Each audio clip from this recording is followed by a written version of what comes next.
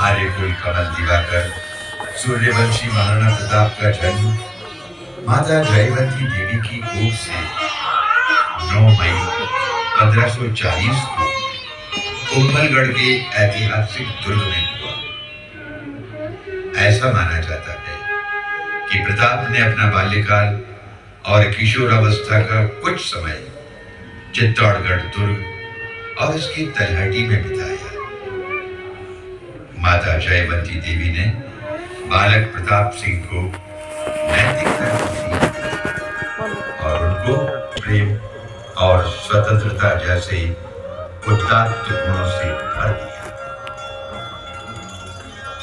कुंवर प्रताप सिंह ने अपनी युवा 56 क्षेत्र मय वागड़ को जीतकर उदयपुर नगर को मेवाड़ की राजधानी बनाने जैसे निर्णय में अपनी राजनीतिक सूझबूझ का परिचय दिया। सन 1568 में जब अकबर ने चित्तौड़गढ़ पर आक्रमण किया और कत्ले आम का बहुत व्यापक और गहरा प्रभाव पड़ा, प्रताप के मन में आतताइयों के प्रति घृणा के भाव जागृत हो गए। महाराणा उदय सिंह के देवलोक गमन के बाद मेवाड़ के मंत्रियों और सरदारों ने कुंवर प्रताप सिंह की दूरदृष्टि, वीरता, देश प्रेम और साहस की योग्यता को ध्यान में रखते हुए उनको मेवाड़ की राजगद्दी पर महाराणा के रूप में सुशोभित कर दिया। पहले ही लड़ाई में शहीद हो चुके थे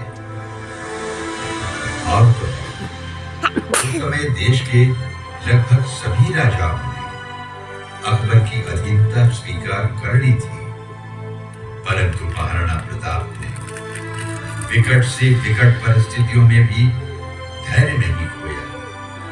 अपनी योग्यता एवं नेतृत्व के बल पर आपने मेवाड़ की स्वतंत्रता की रक्षा की। महाराणा प्रताप मुगलों से लोहा लेने की तैयारी में जुट गए। गोगुंदा के समीप मायना की गुफा में प्रताप ने अपना शस्त्रागार स्थापित किया। यहीं से कुछ ही दूरी पर स्थित है हल्दी घाटी। हल्दी जैसे सुनहरे पीले रंग पर बलिदानी इस माटी की पावन धरा पर वीरों ने अपने रक्त से स्वतंत्रता का महाराणा प्रताप की वीर सेना अदम्य उत्साह के साथ गोगुंदा से हल्दी घाटी पहुंची, जबकि सेनापति मान सिंह के नेतृत्व में मुगल सेना ने हल्दी घाटी के ठीक नीचे शाही बाग में अपना मोर्चा जमाया। आखिर 18 जून सन 1576 को वो घड़ी आ गई। युद्ध का नगाड़ा महाराणा प्रताप की सेना की ओर से बजाया गया।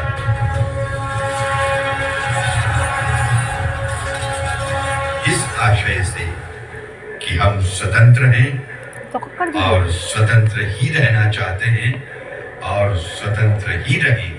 मुगल सेना को प्रवेश करता देख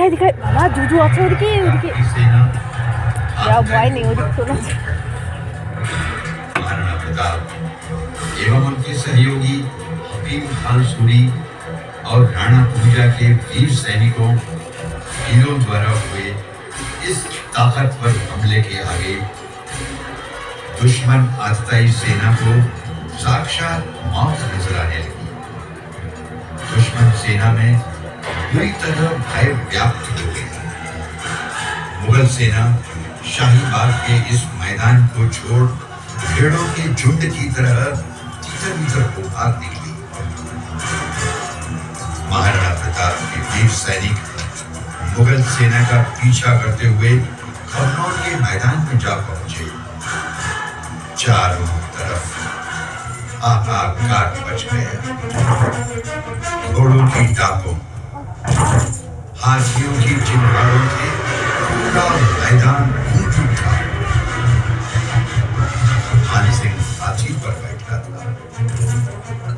प्रताप ने अपने स्वामी भक्त घोड़े चेटक को एड़ लगाकर हाथी पर आगे से चढ़ा दिया।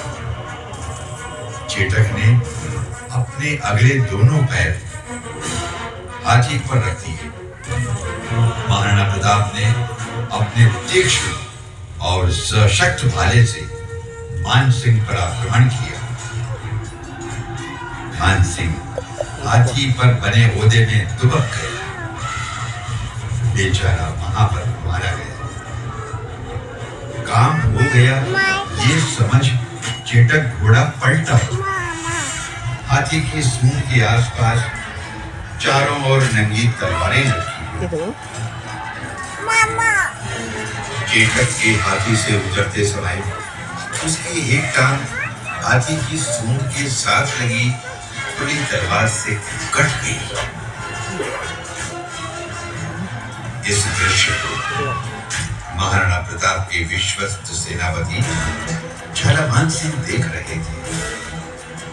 स्थिति को भांपते हुए झालावान सिंह तत्काल महाराणा प्रताप के पास पहुंच गए। उन्होंने सोचा महाराणा प्रताप का जीवित रहना अति आवश्यक है। चेटक घायल है, ज्यादा देर युद्ध भूमि में टिक नहीं सकता। महाराणा की सुरक्षा के लिए उसने अपना राजमुकुट राज चिन्ह स्वयं ने धारण कर लिया और महाराणा को युद्ध भूमि से निकल जाने की सलाह दी। आतताई सेना झालावान को असली महाराणा प्रताप समझकर उन पर टूट पड़ी और झालावान शहीद हुए। उधर घायल चेटक 3 टांगों से अपने स्वामी महाराणा प्रताप को युद्ध मैदान से 5 किलोमीटर दूर तक सुरक्षित लेकर आ गया और पानी के बहते इसी 22 फीट नाले को पार कर अपने स्वामी महाराणा प्रताप के चरणों में उसने अपने प्राणों का उत्सर्ग कर दिया। अंगारों की तरह भड़कने वाले महाराणा प्रताप के नेत्रों से इस मूक चेटक घोड़े की स्वामी भक्ति पर अश्रुधारा बह निकली। चेटक की स्मृति में बनी ये समाधि उसकी अमर गाथा कहती प्रतीत होती है। महाराणा प्रताप के मन पर इस युद्ध का गहरा प्रभाव पड़ा। उन्होंने राजसी ठाटबाट छोड़कर धरती पर सोने और पत्तों में भोजन करने का प्रण किया। इस प्रण को उन्होंने जीवन पर्यंत निभाया।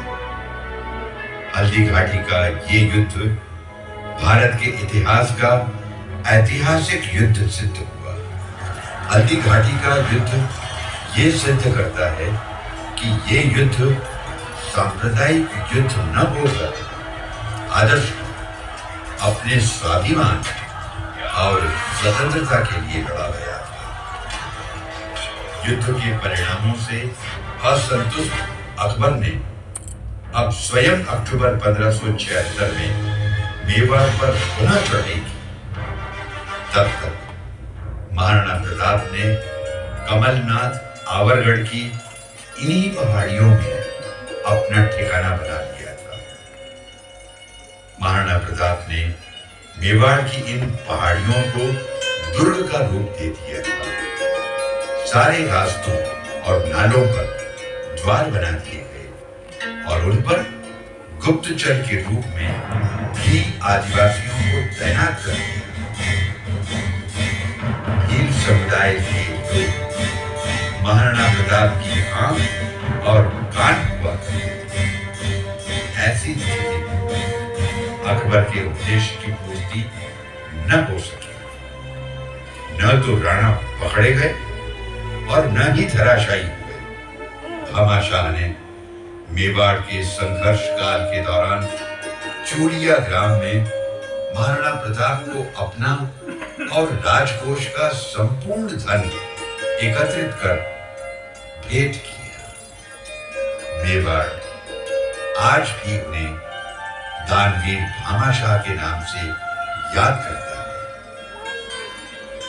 एक बार युद्ध में कुंवर अमर सिंह द्वारा बंदी बनाई गई मिर्जा खां की बेगमों को प्रताप ने पुनः ससम्मान लौटाने के निर्देश दे दिए, जो महाराणा प्रताप के सच्चे क्षत्रिय होने की पहचान है। महाराणा प्रताप ने 1582 में दिवेर पर आक्रमण कर ऐतिहासिक विजय प्राप्त की। साथ ही उन्होंने कुंभलगढ़ पर भी अपना राज पुनः कायम कर लिया। महाराणा प्रताप एक योद्धा होने के साथ साथ एक कुशल शासक भी थे। मेवाड़ पर हुए लगातार आतताइयों के आक्रमणों से उत्पन्न संघर्ष काल में भी शस्त्रों का निरंतर निर्माण, अश्वशालाओं की माकूल व्यवस्था, सैनिकों का कुशल प्रशिक्षण और सेनाओं के लिए खाद्य सामग्री जैसे सभी बड़े और महत्वपूर्ण कार्य महाराणा प्रताप के कुशल मार्गदर्शन में ही सुनियोजित प्रकार से चले। अकबर ने भी अपनी संपूर्ण ऊर्जा मेवाड़ को अपने अधीन करने में लगा दी थी, परंतु महाराणा प्रताप और मेवाड़ राज्य ने अकबर की साम दाम दंड भेद की नीति को विफल कर दिया और अपनी मातृभूमि की आतताइयों से रक्षा की। चावंड में महाराणा प्रताप ने अपनी इष्ट देवी चामुंडा माता का मंदिर भी बनवाया। 19 जनवरी 1597 ईस्वी को इस अप्रतिम योद्धा ने 57 वर्ष की आयु में चावंड के इन्हीं राजमहलों में, जो अब लगभग खंडहर हो चुके हैं, यही अंतिम सांस ली। पावन धरा पर देश का ये प्रतापी सूर्य सदैव के लिए अस्त हो गया। बड़ोली तालाब के निकट बनी महाराणा प्रताप की ये समाधि मानो कह रही हो, तेरा वैभव अमर रहे मां, हम दिन चार रहे न रहे।